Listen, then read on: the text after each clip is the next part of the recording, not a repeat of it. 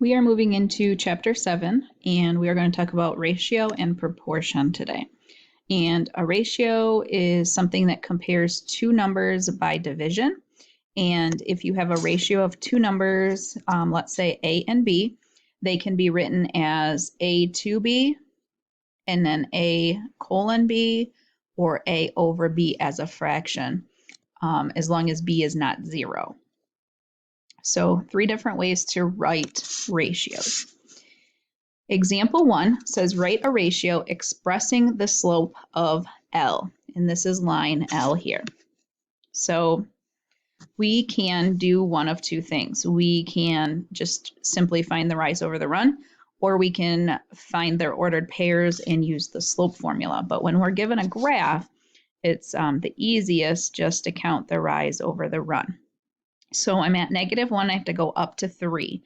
So that would be up 4. And then I'm at -2 and I have to go over to 4. So that would be over 6. And remember, it's rise over run.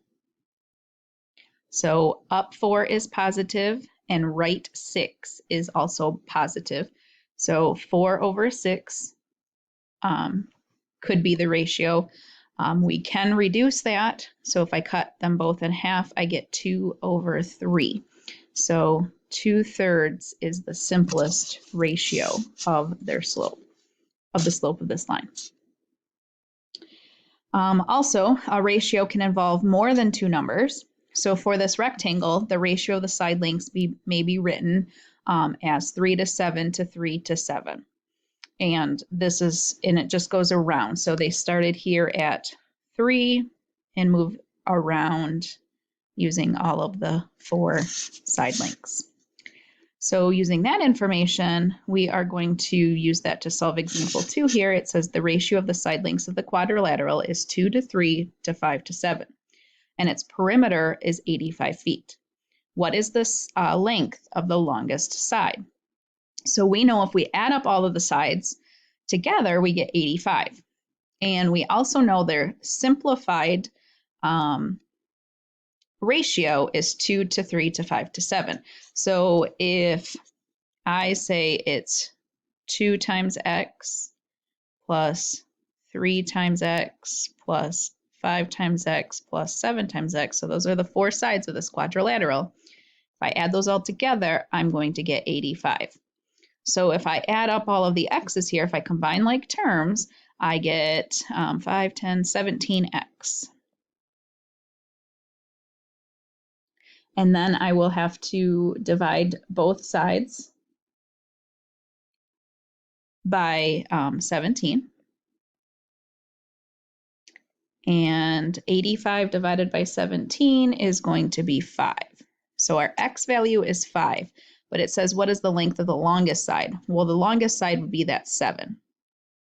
So we would have to do 7 times that 5. So 7 times 5 is 35. So the longest side is 35. Looks like feet here.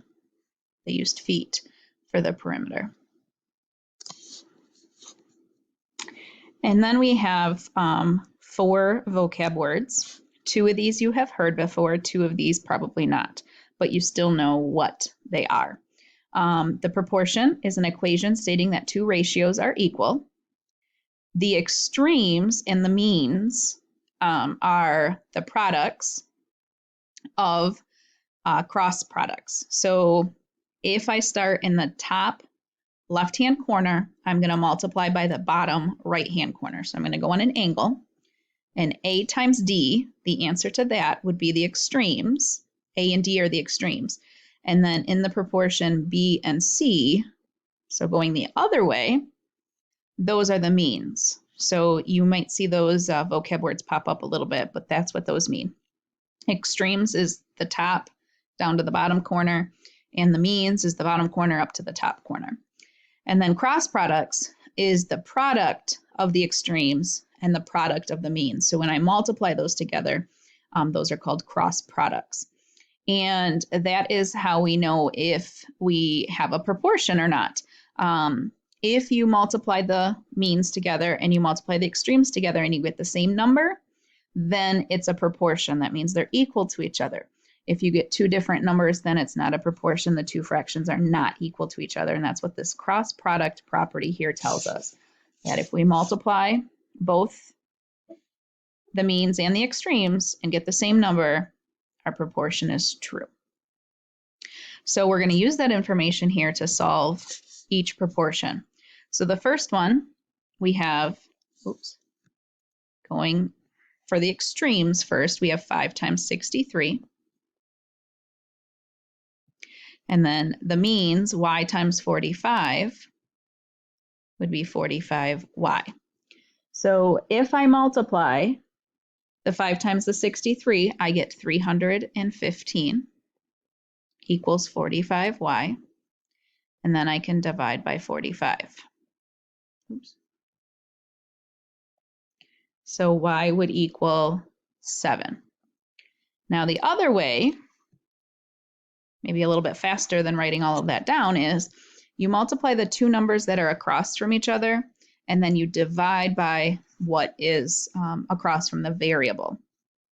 So if you just did 5 times 63 on your calculator, got an answer, hit enter, then hit divide by 45, you would also get 7. So instead of writing it all down and using that upside down t problem to solve. Now for this one, you can see that the extremes here, x plus 2, is both the top and the bottom. So if I multiply two of the same things together, so let's just say it was x times x, that is x squared. So when I multiply these two, I have x plus 2 squared because there's two of them. And that is going to equal the means, which would be 6 times 24. And 6 times 24 is 144. And then this side is x plus 2 squared. Now we have to cancel out that squared, and we've talked about that when we were doing the Pythagorean theorem. To cancel a squared, we have to take the square root of both sides. So that leaves us with just x plus 2 here, because that cancels. And then the square root of 144 is 12. But remember, when you take the square root, there's actually two answers. There's a positive answer and a negative answer, because negative 12 times negative 12 is still 144.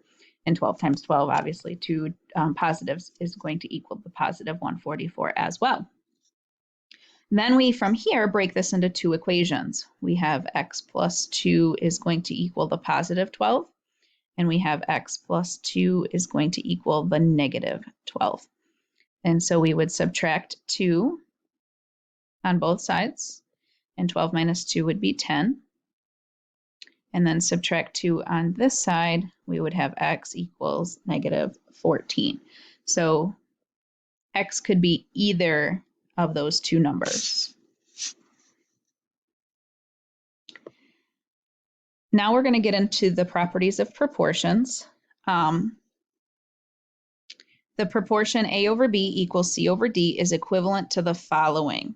A times d equals b times c, so that's the means and the extremes. That's what we just talked about, that top one there.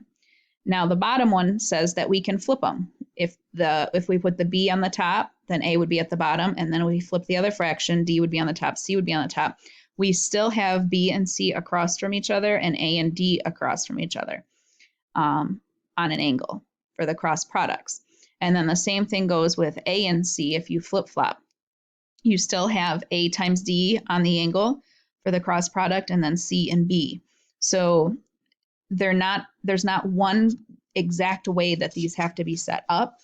You just have to have the correct things across from what they need to be from. All right, so for example 4, it says, given that 4x equals 10y, find the ratio of x to y in simplest form. So this is our hint right here, x to y. So that means I can turn that into from this form of a ratio into this form of a ratio. Now I have to make the other ratio. So with the numbers, so notice that it's 4x, so 4 times x. So in order to be multiplied by the x, 4 must have been at the bottom because we go on an angle when we multiply. So in order to have 10 and y multiplied together, then they have to be on the angle from each other as well. So 10 would have to be up here. So the ratio is 10 over 4. And that ratio can reduce since they're both even. I'm going to cut them in half and I get 5 over 2. So that's as far as you can simplify that down. So the ratio in simplest form is 5 over 2. And for our last example, it says, during the filming of The Lord of the Rings, the special effects team built a model of Sauron's tower with a height of 8 meters and a width of 6 meters. If the width of the full-size tower is 996 meters, what is its height? So we know the model is 8 and 6. So the height is 8 and the width is 6. So in order to make the other proportion, the width is given at 996. Well, I have width set up at the bottom, so I'm going to put the actual width at the bottom of our other one, and then we have to solve for the top number. So this is what I was talking about. You can set it up in different ways.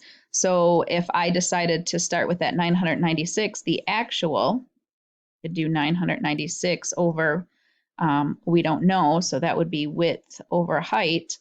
And then as long as we put the width as 6 and the height of 8, and we keep the width at the top and the heights at the bottom, then we're still doing the same math. So that's not the only way we can set it up. There's multiple ways, but as long as you have the numbers correctly lined up to multiply the right way, then you're going to get the right answer. So I just start with height and width and then put all the heights at the top and all the widths at the bottom. So now I have to cross multiply. So I'm going to do 8 times 996. And then I have to divide that number by what's across from the variable, which in this case is 6. So when I do 8 times 996, I get 7,968. And then divide that by 6, we get 1,328. And these are meters. So the height of the actual tower is 1,328.